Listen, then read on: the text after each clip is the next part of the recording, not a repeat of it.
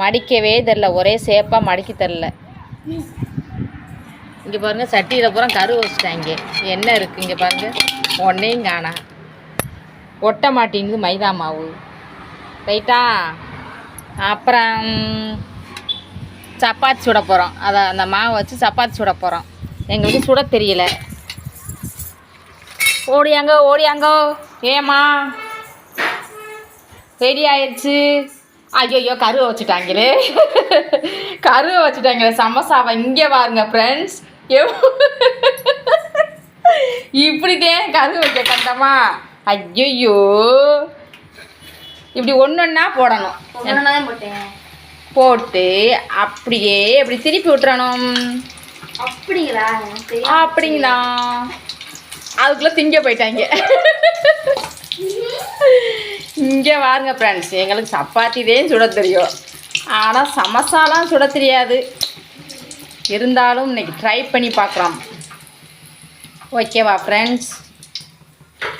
எத்தனை சப்பாத்தி வச்சு சாரி எத்தனை சமோசா சுட்டுக்கங்க? சமோசா 1 2 3 1 2 3. சேப்பே ஒழுங்காக வரல, எங்களுக்கு செய்ய தெரில. அடுத்த வீடியோவில் நல்லா ட்ரை பண்ணி பார்க்குறோம் ஃப்ரெண்ட்ஸ். ஓகே,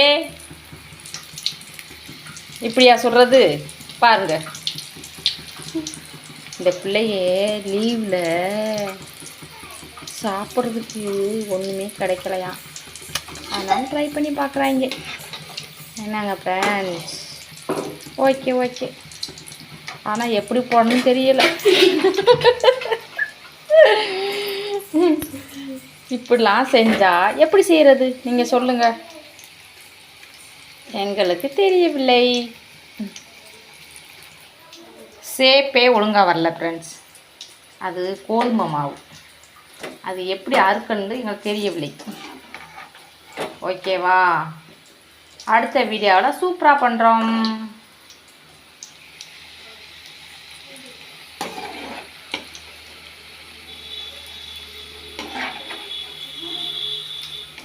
பாருங்க ஃப்ரெண்ட்ஸ், சும்மா ஜாலியாக விளையாண்டு போட்டு எடுத்துக்கிற வேண்டியதே.